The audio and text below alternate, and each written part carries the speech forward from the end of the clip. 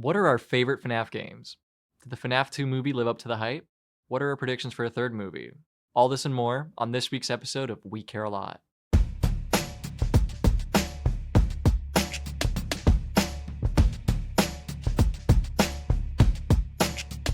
Welcome back to We Care a Lot. I'm James, I'm Gil. and today we're going to be talking about the Five Nights at Freddy's franchise. FNAF. Yeah, the game, sort of the franchise as a whole. Then after the break, we'll discuss both of the movies. We'll do a little spoiler warning then, but this whole first half, no spoilers here. No spoilers. We're going to be talking about the games. Yeah. Are you a big FNAF fan? No, right? I kind of am. I mean, what do you mean you kind of are? I would say I am. I feel like whenever I talk to you about it, you're like, I don't like the games. I don't care for the gameplay. That's not true. I think there's just, I don't know. It's hard to describe my relationship with FNAF because I think there's something there that I really like. And then as soon as I start playing the games or I start like really getting into the weeds of it, I go, what are we doing here? And it doesn't win me over fully. But I've played, I would say, I played up to Sister Location. Have you played the games? Well, you want me to get into my history with it? Yeah. My history with FNAF is I grew up watching it like a bit. Like, that's fair. Like I wouldn't say like Markiplier or like Jacksepticeye necessarily. Who were you watching? I don't remember. But you don't want to drop names, right? No, not that I don't want to drop names. I don't think I remember. I Okay. think maybe did Stampy play it? No way Stampy played it. I'm not. But I specifically remember I watched Sister Location. Now I remember that one being one that like I watched, and I was so fascinated with it. Like I remember that was kind of the time when I was watching it. I remember watching that one came out when that dropped, and that one it remains my favorite just because I think I have that nostalgia of like watching it. But the ones I've played, I only really got into it in 2021 when my friend Josh kind of introduced me into it. My best friend Josh, because in 2021 that was when Security Breach was coming out, right? Yeah. And so the whole internet was kind of like in their own FNAF phase, and we kind of got back into a FNAF phase, and that's kind of when he introduced me into like the lore, and I started watching all the lore videos, like the game theory videos, and then that's when I bought FNAF 2 and Pizzeria Simulator on my Switch. So those are the only ones I've played, but I also haven't finished either one of those because I was too scared. I kind of got really into the franchise around Help Wanted, the VR one. Right. Because I thought it was so cool. I thought it was like a lot of the earlier games, but realized. And then again, it was a lot of like streamers reacting. I don't know. That's kind of what was popular at the time.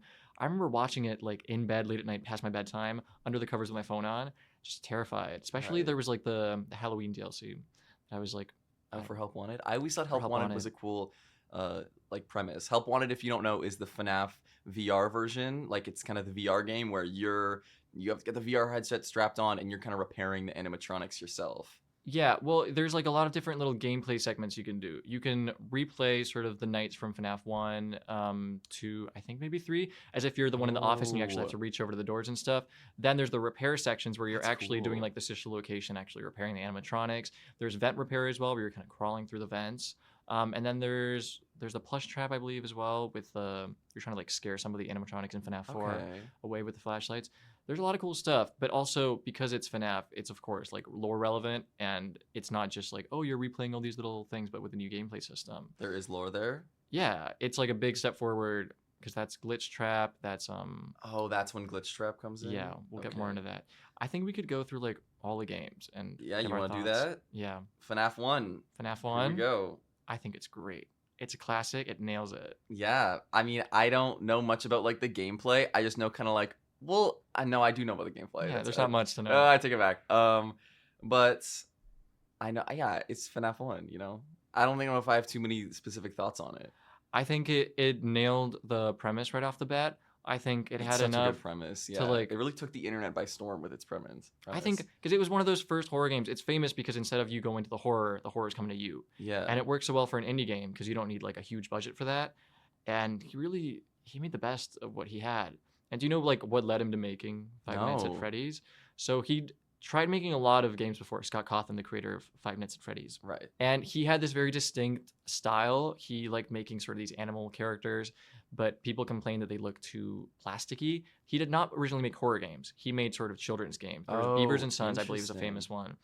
And that was the last one where it really flopped. And he said, hey, I'm making one more and this is it. And since people complain so much about his animals and his renders looking very plasticky and scary, he said, I'm going to try to make it sort of uncanny. I'm going to lean into that. I'm going to make them animatronics at a family restaurant. And that's what led him to making FNAF. That was cool. A huge success. And now we're like, 10 games in and 2 movies in. And how many years books. later? When did the first one come out? 2015 is my guess, but I don't know if that's true. And they were coming out like twice a year almost. He was Wow. really pumping them out. I think the first one, it's classic. I think the animatronics from it, I don't know, he really Wow. nailed that gang. 2015? 2014. 2014. Just checked it. He really nailed it, and I think the animatronics are so iconic. Do you have a favorite of the original four? I was trying to think about this last night. I don't know if I do. Well, just of Freddy, Chica, Bonnie, Foxy. I like Golden Freddy, which I know is not the Okay, one you so said. he's the fifth one. Yeah. But that's fair. I think Golden Freddy's the coolest, and I think it's we'll get more into this, but I think Scott Cawthon's the best at just leaving those like loose threats for you to follow. Just the ominous Golden Freddy, his little Right. lines, because there's one animatronic in the game, Golden Freddy, who just kind of can jump scare you. I think it's pretty randomly. I think it's very rare, is it not? Yeah, it's when you stop looking at the cameras, he might be in your office, and if you stare at him for too long, it's the screen starts glitching and it goes like, it's me. Right. And it can kill you if you stare at it too long, so you gotta go back on the cameras. And I think it's like, what does that mean? I think a lot of the setup for the missing children's incident, I don't know if you agree with this. I don't think Scott Cawthon had a plan when he was making these. With the lore? Yeah. I don't think he did at all. I still don't know if he I has a think plan. MatPat kind of when I look at the movies, I'm like, wow, this is kind of all like, where's MatPat's writing credit? Yeah. Well, You he know? has 2 voice acting credits. Well, true. I think Scott Cawthon, I'll start here, but I don't think Scott Cawthon's a very good writer. Wow. I think a lot of the writing that, like a lot of the good hooks of the game, like the missing children's incidents, the sort of the kidnapping, the William Afton of it all, I think it works because it's so open-ended. I think it leaves it up for interpretation. Even the Atari games that keep appearing throughout the games that are like Okay, where yeah, most of the lore is the little kept. mini games. Yeah, the little mini game where it's like you're experiencing the Bite of 83 or the Happiest Day mini game. Yeah. Where you're seeing all these children get taken, all these big events happen. I think because they're so open, because they're so abstract, I think that's why they land so well, at least for me. So then, where do you think he goes wrong then? If you think he's a bad writer? I think that he's good maybe at writing scenarios. I think when it's time to wrap all that up, I don't think he knows what he's doing. And he kind of puts those ideas out there for the fans to figure out. And if he likes one, I think he kind of just takes it. That's a good point. I think he's been doing that throughout. And I think the fact that he's the main writer for the second movie and he's a co-writer of the first movie, I think you can really tell because those movies try to tie everything together. The movies are a whole different beast that we'll get into. Yeah, we but certainly will. What do you think about the FNAF 2, the game? I love that one. Oh, I roll. No, I think it's great. It's like my favorite or second favorite. I mean, that's why I've played that one. I haven't played the first one. My friend Josh got me onto FNAF 2 because he was like, this is kind of considered to be like the best one. And I think he was so right. Like, I think it's so good. I love all the different animatronics in it. I think the gameplay works really well. I think the designs in that of the animatronics are some of my favorite. Really good. The wither designs are so good. I think it's FNAF 1, but better in almost every way. Yes, I yes. think all the animatronic designs are so good. I like that he kind of goes in both direction for the animatronics. He makes them cuter and more marketable and also makes them scarier. Yep. It's so smart. I think all the gameplay systems work so well together. The puppet. The puppet is fantastic. I think the puppet, even like lore-wise, is one of like the best sort of things he's come up with. The goat. Puppet's really cool. I think the music, I never got it. I never found it that irritating. I remember when I started, I was like, that's going to get annoying. So. Oh, really? Well, because you're listening to the same song over and over, and it's about 10 seconds loop. But I think you're so locked in, and like the adrenaline is so going that it's like, oh, that game is so awesome. And I think like some of the scariest moments is when like you're putting on the mask and Withered Chica is right there, and you're like, I just think, I think the mask works great because that has the mask, that has the flashlight, that has the vents you got to look out for, that has Balloon Boy as well. Like FNAF 2 is great. It has so much. It expands on everything so well. Because was Balloon Boy in the first one? No. That's what I thought. And I remember being like, okay, why is he in the first movie? I guess because he's that iconic. He's so I want iconic. to throw him in. I don't remember him in the first movie. Wow. Well, he's just kind of just like a little gag. He's not really... There's a lot of those. We'll get to that. We'll get to that. FNAF 3, do you have major thoughts on? That one I feel like... Yeah, it's a stinker. It's like we can always skip. Yeah, it's pretty... I think it's... Well, Springtrap's like my favorite animatronic from the franchise. I think it's so cool. I love the design, especially in the first one. I think his first render is really cool, where you can see bits of like the corpse inside the suit. I like the concept that it's just him in the pizzeria and everything else is hallucinations, I guess. Oh, I didn't even know that. That's what the deal is. It's hallucinations. Because I was going to say, I think FNAF 3, I don't like the color schemes where it's all green. I think the jump scares are bad. The jump scares are really bad. I don't even like the setting because it's supposed to be a Halloween themed Freddy Fazbear. It's Fazbear Frights. What is that? Yeah. It's like an abandoned location. I don't like it story wise. I do like seeing William Afton just kind of, I don't know. That's the first time you really like see him in not as like an Atari little sprite, Yeah. but actually seeing him in the games. As Springtrap. I think it's even. cool. I think the designs for Springtrap deteriorate rapidly. I think they got pretty ugly as the franchise goes on. Okay. But FNAF 3, a bit of a stinker, actually gameplay wise, not very fun to complete. But FNAF 4, That one's great. My I haven't favorite. played it, but that one's so awesome. it's my favorite. I feel like that's the scariest for sure. Yeah, I went into it expecting to not like it because I had heard that people don't really like the animatronic designs. Yeah. That it was in a bedroom. I was like, why is it in a bedroom? I want to go back to the pizzeria because I love the pizzeria setting. Once I started playing it, I was like, this is such a huge step forward from FNAF 3. I think the gameplay is kind of harkens back to all those things you got to manage, whether it's flashing the closet where Foxy's at, Yeah. flashing your bed behind you where Freddy's at, and then the fact that it does that thing where you have to be next to a door and you got to lean in to listen. Listen, yeah. You gotta get real what is it? close. It's breathing, Yeah, right? breathing. And mechanical breathing. And the fact that you're so locked in, just leaning forward, listening to the screen, and It's they like jump it scare leaves you. most susceptible for jump scares. Yeah, Yeah, it's when you're at your most fantastic. vulnerable. And I remember the last night is with Nightmare Fredbear. Do you know about this? Right. Yeah. Yeah, it's just him. And I played most of these with a friend. For that last night, you really got to listen to like his footsteps and what direction they're moving in. Direction. Yeah, like it's We're doing like stereo Like audio spatial, now. yeah. Spatial audio. Whoa. so whether he's moving left or he's moving right, if you're not paying attention, you're done for. But it was great. I really like FNAF 4. I love the lore as well. I think playing as a kid's really fun. I think the little interludes between the nights with the plush trap where you're trying to like get on the spot. Right. They don't play well, but they're And I think that one's they're also cool. like one of the most lore heavy, right? Because isn't that where Bite of 87 comes from? It Discl- definitely is. Right. Disclaimer, I'm not huge on the lore. I know Oh, like you're quite a not? bit, but I don't know like Okay, that's definitely where Bite of 87 comes from. That's where that little animation. Well, it's not. Sorry, it's not Bite of 87. 83? It's Bite of 83. But Yeah, it's where get that it right. iconic clip of Markiplier comes from, where he goes, is that "Was the that Bite the of Bite of 87? 87?" Yeah, because it's the Bite of 83 where the brother's putting the crying child into The brother Michael brother Afton. Michael Afton. What's the crying child? Yeah. Just Yeah, said those that, are all yeah. the clips. Yeah, you're right.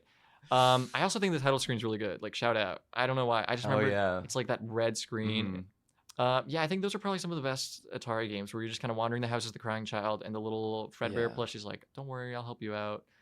And then your brother keeps jump scaring you with the Foxy mask. I think it's great. Sister Location. Yeah, I was gonna say that's the next one. Yeah, take it. I love it. I love all the animatronics in that one. I think the animatronics are really strong in that one. I love Funtime Freddy and Funtime Foxy and Ballerina and Circus Baby. I think Elizabeth Good is really point. great. I think the voice acting is the first FNAF game with like a lot of voice acting. Yeah. I think the voice acting is really cool. I think the little baby Atari game where she's like, you're getting all the ice cream and then you're scooping Elizabeth up is really great. I think Ennard is terrifying. I don't Oh, care you for him think too so? much, but Okay, wow. well, it's a lot of wires. It's just such a cool premise though of like the animatronic who All wants melding, or- Yeah, who wants the human meat suit, who wants to be a human. I think I also like the little interludes in between the night of Oh, the show, what- and the with- popcorn. yeah, the show with the popcorn. cute. And then I like the guy. Oh my god. What's his name? No, hand unit, Yeah, the hand unit. the exotic butters hand unit. Yeah, you I don't don't- like that bit. no, I and don't- I like I'm that. not a fan. I think that one has great lore where it's like because you're playing as Michael Afton in that one. Yeah. I think that's great. Well, yeah, because the end where you get scooped is Yeah, really like great. when you get scooped, and I think that's the one where they include like the Purple Man stuff. Is it not? You're Oh, walking well, down the street as the Purple That's Man. his purple guy though. That's like Michael Afton purple guy, not Still. William Afton. But yeah. There's too many. See, I think That's true. It does get a little messy. it's a little messy is an understatement. It's very messy. If you don't go out of your way to look up what these stories mean, what all these characters are, characters that sometimes have the same name for no other reason than to, I guess, I feel like Scott is leaving himself a lot of open ends that maybe he can go back and fix. And if he doesn't, he's like, well, that was a red herring. Like the fact Right. that there's Michael Afton, then there's also Mike Schmidt from the first game, who are not the same person. It's Mike Schmidt is a confusing. character in the first game. I thought he was an original character created for the movie. No, when you get your paycheck at the end of FNAF 1, it's addressed to Oh, Mike to Mike Schmidt. Schmidt. So you're playing as Mike Schmidt throughout the first game. But then there are theories that actually is Michael Afton, because when you get fired, they're like, oh, we got fired because of your odor. And then in Sister Location, it's kind of revealed that That he's- Michael Afton's yeah. rotting away, so Yeah, it could be his dead flesh. I'm actually not a big fan of Sister Location in general. Yeah, I know think that. It's really cool stylistically. I think the plot is really cool because it feels like one of the only ones where there's actually a plot and progression throughout the nights. Each night feels different. I think those nights gameplay wise are really weak. I think, again, conceptually, great. Hiding inside a suit while these mean readers are trying to get you, and you have to shake them off so they don't get you, but also you have to like keep winding up the spring locks. that's great. Like, it's building on the lore. It's cool gameplay. It kind of does that multitasking thing that FNAF is known for without it just being The Office. But I just think the checkpoints are really few and far between. You can Interesting. die really easily. It's very unforgiving, and overall, it's not a great experience to actually play. But watching streamers play, super fun. Once again, never played it. So That was the last one I played. I didn't beat it, so then you haven't touched anything beyond that? no. Because what do we have beyond that? We go Pizzeria is it right Simulator? into Pizzeria? Okay. Yeah. Great one. You haven't played that one? No, I played it because I wanted to, because I thought it was because I was it's like a great reason. so fascinated with I was like, what's the deal with this? Like, is it actually just like a fun little pizzeria simulator? And so I thought it was gonna be that, and maybe there was gonna be no horror. Hey, very wrong. It was. Was it not advertised as like a horror game? I don't know. I didn't really look at too much of the advertising. But I just knew it was called Pizzeria Simulator, and Josh was like, "Sure, you should try it if you want to." Because he's more big into FNAF. Yeah, I would Okay. say he's more of a professional, and he's going to be listening to this and Hi, probably Josh. cringing. I liked Pizzeria. Actually, no, I don't. What? Okay. I'm mixed on it. I haven't finished it, so I think that's why. I think it does some cool stuff mechanically with like the day-night cycle of the, like, Yeah. oh, you're making the pizzeria, and like, do you want to? Oh, you got a new animatronic. Do you want to scrap it or not? And if you scrap it, then you're releasing it into The wild. The wild. The whole, and you're making the game easier for It's yourself. murky. Yeah, you are. So, because there's also like the repair sort of mini games Yeah. where you're getting these. And I failed every single one of those. Good. I just remember wherever I'm at, it's like the hardest I could possibly be at, because I scrapped kept or I kept everyone? all. Yeah, I kept Good. everyone. Well, because I was like, That's how you yeah, get the good get in ending. here, get in here. Of course, I want you in my Pizzeria Sim.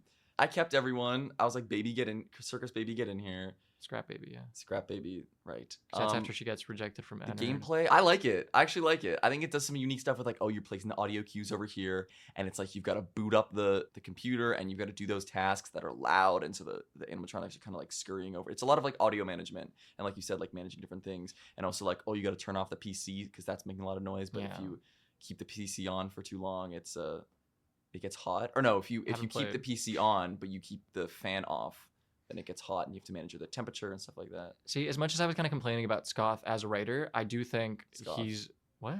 Scoff. I said Scott. Okay. As much as I was complaining about Scott Cawthon as a writer, I think he's a great game designer. I think, especially with FNAF, I have so much respect for him for what he was able to do just off of that first one. And I respect how much he tries with each new one. I think it's so cool how different they are aesthetically, tonally, like I agree. mechanically. It's these little vignettes. I think it's one of those, I don't know, I love that in a game franchise or a movie franchise where they're willing to try something new with each one, even if it doesn't work. And it makes me more forgiving for when the gameplay's a little rough around the edges, because I think just the social location idea of, to get the good ending, you're trying to collect all these animatronics, but to do so, you're making your life harder because now you have all of them around you every night. Right. And I think FNAF 6 nails that ending. I think that's his best writing by far. The Henry monologue. Do you know about this? You do? Yeah. Okay, yeah. Yeah. At the end of the game Are where you you just kidding me? burn I love that everything. monologue. It's so good. It's fantastic when he interrupts Elizabeth, because Elizabeth starts her little monologue and he goes, I'm sorry, Elizabeth, we're not doing that right now. FNAF 6, great ending. And I think they should have left it there. But actually, I'm okay with FNAF 7, which is Ultimate Custom Night. Ultimate Custom Night. Do you have thoughts on it? I know about Mr. Hippo. Right. I know about. Oh, sorry. I didn't even touch on one of my favorite parts of Pizzeria Sim, which is Helpy. Helpy, I love him so much. Do you know about Helpy? Not much. Oh, he's just like a little bear. He's kind of like a mini Funtime Freddy, and everyone Yes, I hates do him because know he's so him. annoying. I love him. He's But isn't just a that kind of his little deal? guy. He's meant to be like a Clippy sort of mascot? Yeah. Anyways, he's also in Ultimate Custom Night, I think. I think everyone is. Everyone is. I don't have too much to say about that one. That one's free, so I might play it. Oh, at it some point. is? Yeah, Ultimate Custom Night and FNAF World are the free ones. We already touched on Help Wanted a little bit. Help Wanted, Help on it, fantastic. great. There's two of them, There's right? two. I was about to say, yeah, there's a sequel. And then they made a version that wasn't VR, which And I have you think played them? Oh no, you said you I stopped. have, Oh, yes. you have. at a friend's house. A friend has a PlayStation VR, and it doesn't work very well, so it was Interesting. really buggy. But I've always wanted to try it. Like, if I ever had a VR headset, that's one of the games I would. I love think to it's a play. great progression for the franchise because I think it's such a natural thing too. Like that's when VR was kind of taking VR, off, and it's yeah. like, well, yeah, let's take like one of the most iconic and scariest horror immersive, yeah. games and immersive horror games and put you in the VR. What are your thoughts on Security Breach? I was so glad you asked. I really want to play it now. After seeing FNAF 2 last night, I really want to play it because I don't know why. I just have Yeah. this sudden urge to like. I'm like I want to buy it. Was there a thing in it that like? No, not Okay. really. But I've just been thinking about it a lot recently because when it came out, like I said, 2021 was kind of when I was getting back into the FNAF phase, and I remember I was like, this is cringe. What are we doing with the Glamrock Freddy? Freddy, Yeah, I knew what's you that probably. line? Yeah. Well, no, I love Glamrock Freddy. I don't like how he's teaming up with the kid. What's the kid's name? It's not Michael again. It's I'll find it. You keep. Doesn't talking. matter. I don't like how he's teaming up with the kid, and it's like Freddy's a good guy, and we'll talk about this. When we get Gregory, to- I think. Gregory. That's I didn't Google it. definitely I just came to me. I don't like how he's teaming up with the kid, Gregory, and how it's like Freddy's a good guy, and we'll get into that once we start talking about the FNAF 1 What movie. are your thoughts on Roxanne? I don't care for her. I like the crocodile. He's awesome. I like Chica. She's great. I think we deserved like a Glamrock Bonnie. I think we deserved like I don't know. I don't like Roxanne at all. I think that is a thing, the Bonnie. Yeah, you know, right. Yeah, but like actually it got killed or something. I like the It got removed. I like the gator. Yeah, Monty. Yeah, Monty's golf. He's cool. I don't like the Sun and Moon stuff. I don't like the Vanny stuff or Vanessa but I don't know. I'm really fascinated about playing it now. I remember before the game came out, that was kind of like the biggest impact it had on me. The trailer that released, I thought looked really, really good. Okay, right. Because it was so shiny. It felt like a AAA FNAF game, which the closest we got to that was Help Wanted. And I thought it looked great. Then it finally released, and I saw all these terrible reviews about how the game ran really poorly, filled with glitches, not very scary, not very well designed. Right. And it put me off of it. And I only really got back into it like last year or something like that. Interesting. And I do think it's really cool. The setting I really, really like. Although, yeah, it's just a lot of missed potential, I think. I like the setting a lot. I don't know much about the story, but Yeah, when we get to William Afton and Security Breach, that's when it loses me. I thought we killed him. isn't there also DLC? Oh, yes, there is. You're right. And we don't know anything about that. Music Man? Do you like Music Man? Nope. No, not a big Music But Man I fan really either. like Glamrock Freddy. I like his design a lot. All the designs are really, really cute. I wish they had leaned harder into like the cool designs and then making them scarier throughout the game instead of just staying with those designs and trying to make those scary. Yeah, just that game doesn't really understand horror, and it's so strange because again, this one Scott Cawthon wasn't as involved with. This was Steel Wool Studios. Yeah. They got a lot of flack for like the poor release and stuff. They have gone back and they fixed a lot of bugs, so I guess play it if you want, but really Oh, I was I don't about know, to ask, really. is that what we're up to? But no, I No. forgot about my favorite Into the Pit that I want to play. yeah, there's Into the Pit, which is the pixel art one. I want to play that too. And then there's the one that Secret just of the came out. Mimic. Secret of the Mimic. I know nothing about that one. I've heard nothing about that, but that one's been out. People like it. People say it's Yeah, good and wow. scary. I really haven't heard much about it, but I feel like that's bad that I haven't heard anything about it. No, well, But maybe you're not with the right people. Maybe I'm not with the right people, but I really want to play Into the I wanna Pit, play it which is too. the like 2D pixel art one, Mhm. which is kind of focuses more on William Afton and his life is Springtrap. Well, I think you're playing as a victim of his. Yeah. I think the art is beautiful, Right. but I just don't think it fits a FNAF game. I don't think it has that grungy feel that like 1 through 4 sort of did, even Sister Location. Well, we're evolving, James.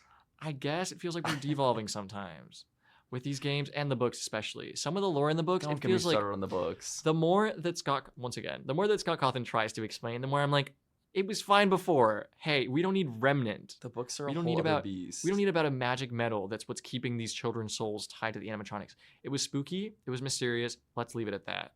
Yeah. And hey, should we leave it at that until Let's- after the break? Let's take a break. Let's take a quick break. This episode of We Care A Lot is sponsored by Fazbear Entertainment. Stop by to have a bite and watch your favorite animatronics perform. Perfect for birthday parties and family events.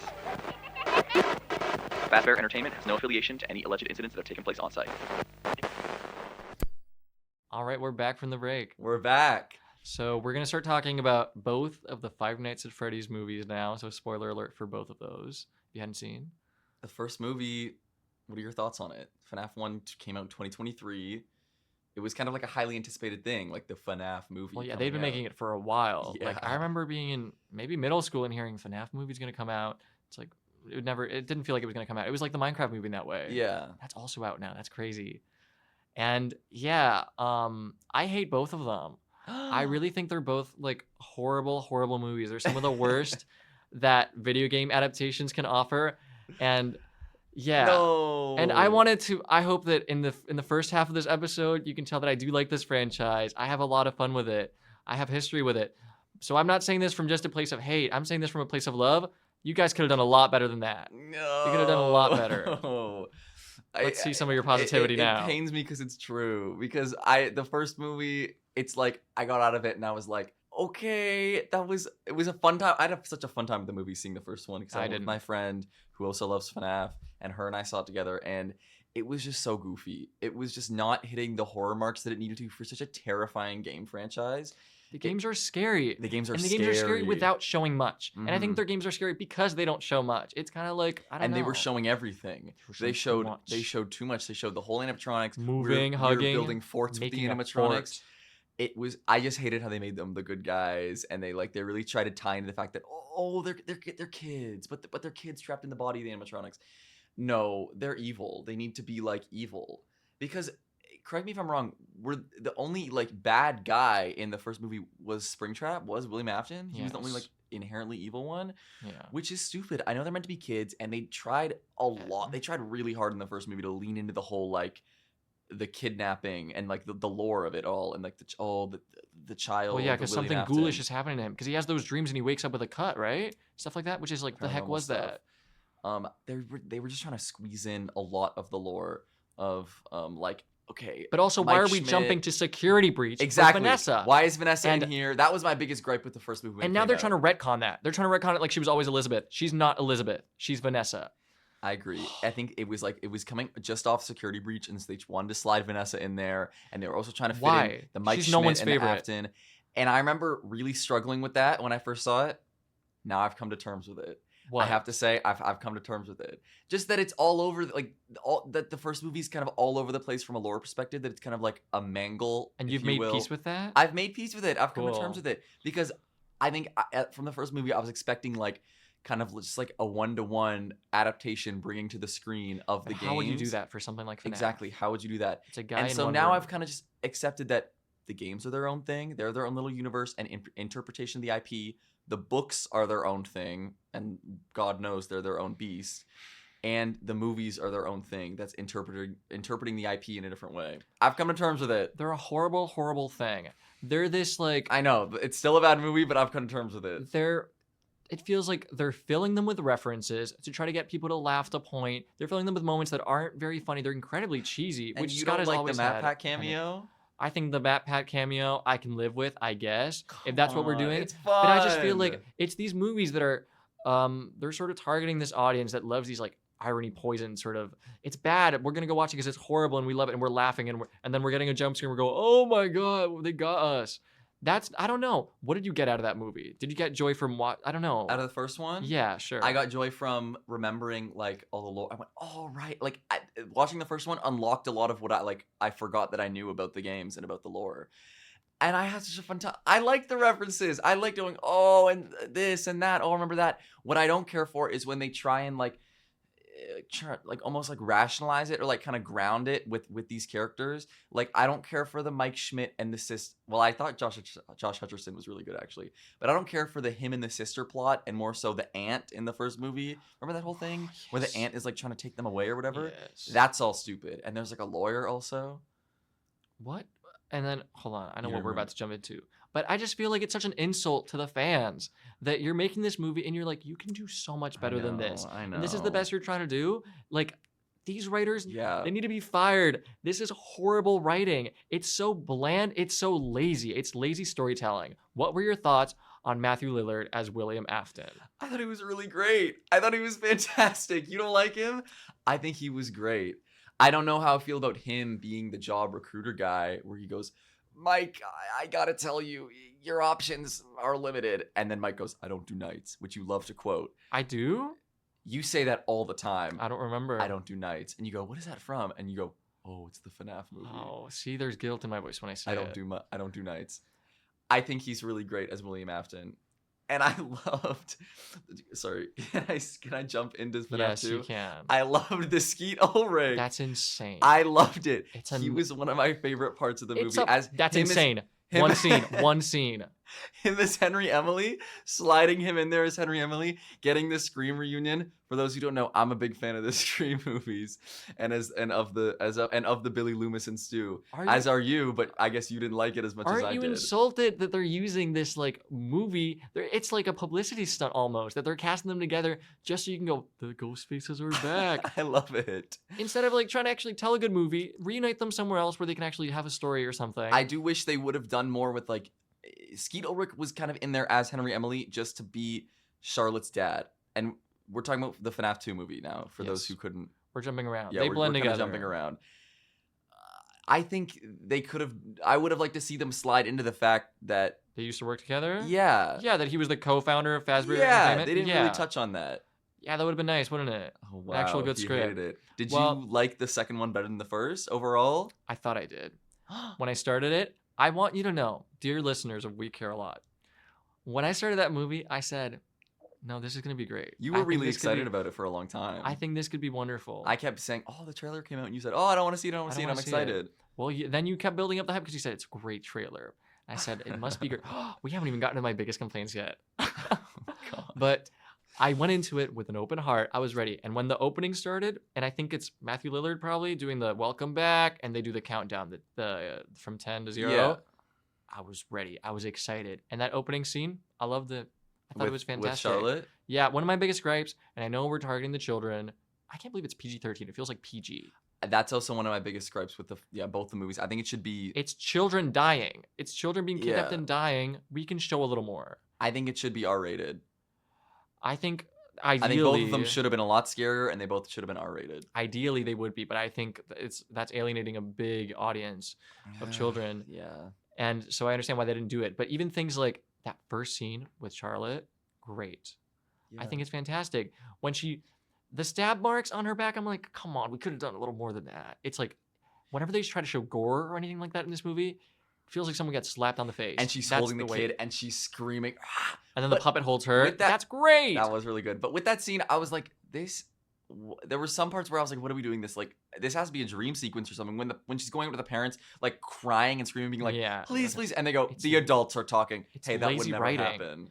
It's lazy writing. They're in that writer's room, Scott Cawthon, with his exotic butters, and you fans, you did this, you guys. No, you told them that the exotic butters were funny. No. And then he wrote that guy, when they go on the date, when Vanessa and Michael go on the date, the breadcrumb guy. I said that better be Chekhov's breadcrumb guy. I kept he better come back. This has got to come back. They got to set this up. Nope. Every time there's an absurdly weird writing choice, I thought to myself, this is either... It reeks of Scott. It's either bad writing, or this is a reference, or it's going to come back. It's one of those three. Like, for example, can I bring one up? Yes. Might be what I'm thinking of. I think it's the lawyer I was talking about from the first movie. Vanessa says, "Oh, can you?" That's him from the first movie. And he goes, "You're gonna need a lawyer." I said, "Wow." What was I was that? Like, "Am I supposed to know who that is?" Yeah. And I think it's a guy from the first movie, a guy that nobody cared about. But I'm glad he's back. What the fans really cared for. But I agree. I think that opening scene was really good in retrospect. I didn't like it in the moment because I had higher hopes for the opening scene because, as we know, the film stars McKenna Grace. And I think I was telling you, my big prediction for this movie and my big hope for this movie was that McKenna Grace was going to have a sort of like Drew Barrymore in Scream kind of role where she's kind of the opening kill. She's a big star. She's a fan of the FNAF franchise and she gets to be like the opening kill. I thought that would have been really fun. And that's not what happened. So I was kind of disappointed at the opening scene for that. But she was horrible. No. I think she was great. No. She was fine acting-wise. Acting-wise, she was fine. Let's get into the puppet possessing the people. No. Thoughts, comments, concerns. I have many. I don't love it, but I love McKenna Grace as the puppet. What the hell are we doing? I know. What the? Because I think the puppet looks great. It looks creepy. The puppet looks also, great. The little puppets, did they make those up? I don't remember those. Those weren't a thing. Okay. Yeah, the little ones in the tunnel. Yeah, because they have mini arenas in like Sister Location, but I was like, no, I don't recall those. They were trying to do a mini arena thing. You're right. The puppet animatronic is great when it's moving its head, and I didn't care for like the jump scare recreations, but then they start putting this makeup on people and they start having them levitate. They have Abby start talking about hide and seek. I'm okay with the puppet being vengeful. I'm okay with it being more of like an evil force. I love that. Are you kidding me? That's my favorite part of the movie. Yeah, I think that's the strongest part of the movie. Yeah. I think the middle of the movie, where the puppet, it's like, release them. They roam the streets. The school fair, the friend I was watching it with goes, they made that up. I don't think there's a school. That kind of comes back to my point about like my least favorite part of the first one is how they're trying to do the ant plot line. Yeah, now we're doing the science fair plot line with Newman from Seinfeld. Did you clock that? Do you watch? No, you don't watch Seinfeld. Yeah. But Newman from Seinfeld is he the teacher? He was the teacher. One? Like, okay. What is he doing here? And that's crazy that you say that you don't like the middle of the movie, because I was about to say the first and third acts, my least favorite. This is the only movie I can think of where the second act like won it for me. Well, what are you classifying as a second act? The second act being once we're going. I felt like for the whole That's so vague, yo. Okay. Well, once McKenna Grace gets caught. Well, let me explain. I would never. I feel like there's a whole lot of the first part of the movie where I feel like I'm just like, we're not doing anything. We haven't gotten to it yet. She been to Freddy's. She came back. No one believes her that she went to Freddy's. And I'm like, we're not doing anything yet. We're spinning. We're like, you know what I mean? Maybe I'm being... Let's list some more scenes that I couldn't stand. Wait, I was gonna list some scenes that I love. Let's list some scenes that we love. Because that's gonna be my scenes that I love are gonna be scenes that you hate, probably. No, maybe not. There's one scene I love. One scene that I loved that when it was happening, I was like, this is one of my favorite scenes of the movie, was Vanessa's dream sequence. That's one of the ones I hate. I love it. What do you mean? No, but it wasn't even a dream sequence. Because it was her setting up a little seance with the toy plane. I thought that was smart. I thought it was harkening back to the weird dream stuff from the first movie. And when she was doing that, I was like, you know what? The first movie was kind of good with like when he had the photo on his ceiling and he was making the soundscape for himself, trying to like manipulate his dreams. It's weird and it's vague, but hey, the lore of the game franchise is weird and it's vague. I think it's cool, but they're never like leaning into it enough. I think if you want to make that the movie, right? I think if you want to make that the movie, I think you make that the movie. I don't think you have it be like a weird thing where Vanessa, to retcon the fact that I clocked the baby, by the way, I called that. I loved it. I went, oh, it's so great to see Circus Baby. I said, she's a little early, but okay, I do like her. I thought it was great. One of my gripes, I think, well, that whole scene, I guess, at least, that's really the only scene that Matthew Lillard has. I know, but he's really good in it. That in the opening. He's good in it. I think I did like him better as William in that. She's running around, and it's like, boom, now she's a child again. Boom, now she's in her cop uniform. Boom, now it's Circus Baby. I liked it a lot. And it's winning me over at like the whole like retconning of the Vanessa and like you just have to enjoy these movies. You just have to embrace that like they're doing their own lore, they're doing their own thing. That's they're not my gripe with it.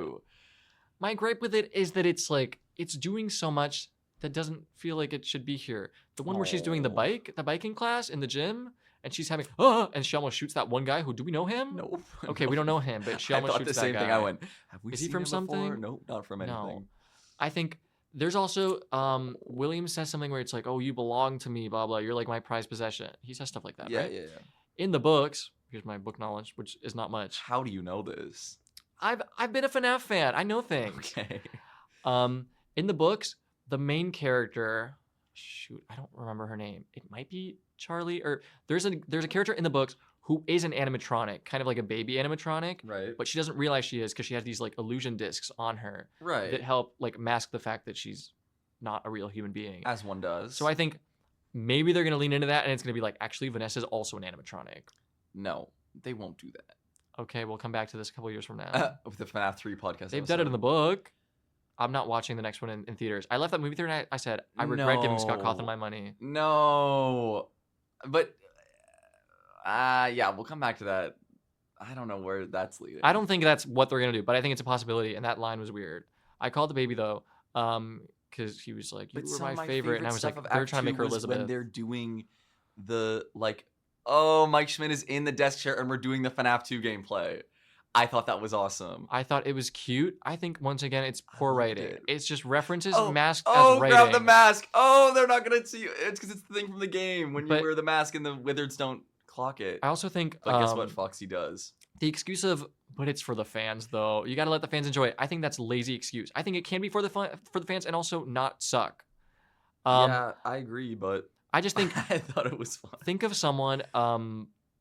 watching the movie who has not played the game, and he puts on that mask and it works, wouldn't you be like, what's happening? That's not a thing. That was never established previously. That's not how you write a movie. It's very peculiar. I also, while we're just throwing out complaints while I'm making myself sound like a Grinch, I don't care for how big the animatronics are. I feel like they're very big. I think they're so slow, which is my biggest gripe with them. I wish they wouldn't move, period.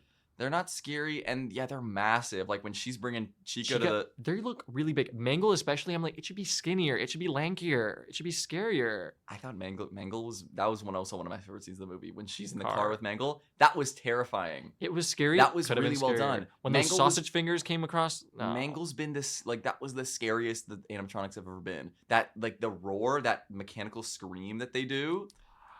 I actually think the scariest the animatronics have been were in the scene where McKenna Grace and her little gang kind of break in. Yeah. That was one of the only scenes I liked. That and the first scene with Charlotte. I think we're kind of cool. That's fair. I think they both lean into that, like, this is Fazbear. Like, we're at the pizzerias. We're getting kidnapped. We're getting killed. I did like the design of like this pizzeria though. I thought it was fun. I thought it was really cool. I think the boat stuff was cool. The Kids Cove was cool. Yeah. The little merry-go-round with the animatronics was really cute. What did you think of the Toy Chica, Toy Bonnie, Megan Fox as Toy Chica? I couldn't care less. No, Megan Fox. The name of the podcast. I care a lot, but I couldn't care less. I think it's just it's very stunt. Like, it's a stunt. It's a marketing stunt, and I think they were both pretty good. I'll give it to them. Megan was reading those lines in the booth. She was reading that. She said, "Do you want another take?" They go, "No, Megan, you're too expensive. We can't afford another take." She was giving not much. I kept waiting for Matt Pat as Toy Bonnie. I went, oh, I know they were really like, and then I wanted him to just be Matt Pat. I didn't know he was actually gonna do a little voice. He did pretty good. I wish he was just Matt Pat. He sounded like Toy Bonnie. I'll give him did. that. Megan was just I guess casting a sex symbol as a sex symbol works, but I just didn't care for her. I thought she could have done a little more, especially because she has the most lines, I think. Yeah. I don't know. Out of all the animatronics, not of anyone. Other than, yeah. I just really loved how they were finally evil in this one, though. You think she's ever played a FNAF game? Sorry, sidebar. No, I don't think she has. You think she's ever seen it? Do you think she Googled Five Nights at Freddy's on YouTube before she went on? Do you think her and Matt Pat ever talked on set? I know, I've seen the jokes about how, like, oh, Matt Pat explaining FNAF lore to Megan Fox on set. Megan Fox. That's insane. Awesome. But I just think this one's so much better than the first one literally for the only yeah? fact that they're evil. Let's get into the third act, if you can call it that. And the Avengers Endgame moment, the portal scene, when Mike Schmidt goes to the first location and goes, please, you have to help her. It's about 3 minutes of the camera rotating around him. I know. He's moving from side to side. He's going, you gotta help her. She loves you guys. And what, that worked? Why weren't they waking up earlier? I hated it. I hated just like the tiebacks of the first one. I couldn't believe. I don't like the animatronics from the first one. I don't like it. I don't like how they're friendly and how they're friends. I couldn't believe that the movie ends where it ends. Oh right, they leave. Yeah. The climax is them being cornered in the house by Michael Afton. Yes. Hated that. That was awful. I hated the whole Michael Afton stuff. They show up. He shows up and he goes, "Oh, my name's Michael," because McKenna Grace and her gang is like, "Oh, the security guard is some guy named Mike or something," and I go, "Okay, oh, it's gonna be our Mike." No, it's not. A little fake out. I go, "Oh, that's kind of a clever fake out," because maybe this is like at the Michael Afton, and it was the Michael Afton, but I didn't like him. I thought he was like fine. I just don't care. I can't believe that the climax is this guy you introduce in the last moment with these animatronics who are like, it's Charlotte controlling them. She's possessing Abby, except not anymore. She's kind of out of it because the music box, all over the place. That music box isn't working very well. And then they all leave because the new animatronics come in. He gets clotheslined by that guy that was helping him paint the house earlier. That was another thing that I thought that's going to come back, the painting the house. Didn't, but the guy certainly did. For some reason. And so basically at the end, Vanessa keeps getting her secrets put out in the open, and she goes, "That was my last one, I swear. I would never lie to you again." Guess what she does? She has a couple more. I know. A couple more, and they keep getting revealed. And Mike at the end goes, "Just stay away from us." And I keep thinking about like, okay, once we get to FNAF, the movie, the fourth one, like once we keep going, aren't there going to be a lot more animatronics that she isn't told about? Yeah. Anyways. What about, she hasn't mentioned Baby at all yet. They didn't mention Baby at all. Well, I guess she is Baby. Or she's supposed to be Baby? What are they going to do with that? We don't know. Well, because she's not a kid anymore. I'm telling you, she is an animatronic. Kidding. But that would be maybe so not. Stupid. Hey, what? You've seen what they've done. They built a fort. True. True. And then the last shot where she's standing at the doorway and she's like, wow, they really left me. And then I feel like they're going to do like a Halloween 2 thing where it's going to pick right back up. Oh, you think so? That was the vibe I was giving off because they didn't do anything with Faz she Fest. Gets possessed by. They set up Faz Fest. Hasn't happened yet. That's a good point. The whole movie I was thinking, I want to go to Faz Fest. Get me in there. I'd love to attend. Theory I saw, not going to cite that, was that FazFest is going to be like the Fazbear Frights of FNAF 3. So that's where they're going to do the Springtrap thing. Because, okay, the last shot of the movie is Vanessa standing at the door, or like, not counting post-credit scenes. Yeah. The last shot of the movie is Vanessa standing at the door, and she's looking at it, and then the puppet shows up behind her. They get her, possesses her, and she turns all evil. And then I remember in the theater, I went, just end. I can't. It's too much. And it did, and I felt insulted. And I said, well, I guess I asked for it. But it was, what an ending, man. And then they played the credits, which great song, by the way. Yeah, the whole science fair stuff with the kid, it's very much, it ties back to something like the Sonic live action movies where... Haven't seen those ones. None of them? No, I keep meaning to. Wow, we're going to do that. Okay. When the fourth one comes out. Okay. Which I'm sure it will. Okay. But I just feel like with a lot of these video game movies, video games, a lot of them prioritize gameplay, not story. So then when you have to make a movie that's, I don't know, like an hour and a half, and you're trying to fill that in with some story, you got to make some stuff up. You got to make up new characters. You got to make up new interpersonal drama with humans, with characters that aren't the ones you fell in love with from the game. Yeah. And I understand the necessity of that, but I think a better writer can actually, like, I don't know, you can overcome that. And I think we might get more into that if we ever do like a video game adaptation episode. Speaking of the science fair stuff, I just hate Abby. I just think I don't she's care for her either. one of the weakest parts of both movies. I'm sorry. She sucks. What do you mean? They're not your friends. Hey, they're animatronics. What was the bit that Chica kept saying? Where I just want to see what he's going on inside his head. Yeah, I was like, she says it a couple once times again, too. with you're bringing up a good point about the writing choices. I'm like, is that a reference I'm supposed to know about? Right. A lot of the poor writing, it feels like you can excuse because it's like, I don't get it. And with FNAF, hey, it might be because it might be something that they reference like God knows when. I think production design, shout out, you guys are carrying it right now. I think the acting wasn't the worst thing ever. No, I actually. You didn't care for the acting? I'm trying to think about it. I'm trying to search through my mind palace and what I Okay. thought about it. I really like Josh Hutcherson. I didn't care for him as much in this think one, he's and I good. thought maybe I got to rewatch And the I first think one. Vanessa's pretty good. I thought Vanessa was quite good. I said, thank God they got her. Because if it was like a worse actress having to deal with that dream sequence and stuff like that, I said, what are we doing here? It's also just that dream sequence, just, it's cool conceptually. You think about it, she's having it's her trauma, Mm-hmm. but it's just lazy. She goes in there, she goes, No, I'm it's not awesome. I'm not afraid of you. Hey, he yells one time, she starts running. That was a good jump scare, actually, when he kind of teleports through the doors. I know the doors. That's why I'm like, this scene's awesome. It's Doors cool. and the circus baby and the. Would you expect that from a See, the circus baby is just a reference. So It's not. No, it's fine. You can get enjoyment from a reference. I wouldn't call it good writing, though. I feel none of that is good writing for a FNAF movie. I thought the effects were pretty good overall because the puppets, Jim Henson puppets.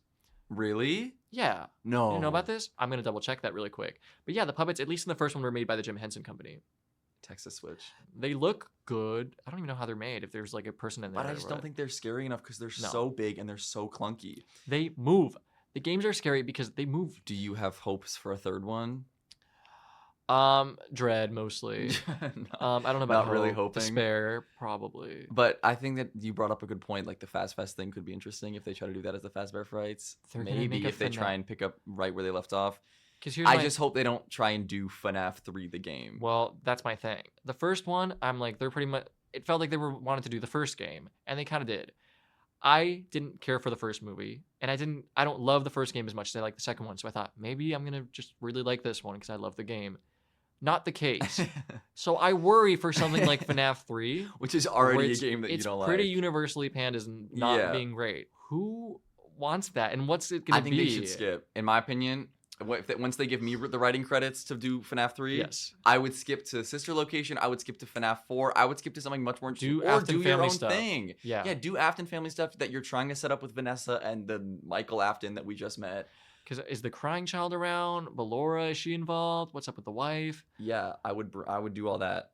Yeah, so even though I kind of hated on this movie quite a bit, I hope that Gil's optimism sort of balanced me out. And remember that if we complain, if we don't, we care a lot regardless. Just know that it's because we care a lot. Yeah. You can leave us a comment, leave us a rating on Spotify. We're going to leave a poll on the Spotify. yeah, to ask whether you guys like the movie or not. I want to know what the general consensus is because I've been hearing very mixed stuff. Even on Letterboxd, I see some really like I see 5-star some reviews. 5-star reviews and then some half-star reviews. But the 5-star reviews are looking very like ironic. Yeah, they're just the Like, fans. which I don't. I don't know. I don't get that. Anyways, But regardless, that's been this week's episode. In 2 weeks, we're going to be doing a yearly recap of 2025. Yeah. So listing a bit of our favorite movies. some movies we watched this year that came out this year, some movies that didn't, but we still had a great time watching this year, and some movies that we wish we'd gotten the chance to see And maybe what we're looking forward to in 2026. in 2026. That's been We Care a Lot. I'm Thanks. James. I'm Gil. And thanks for listening.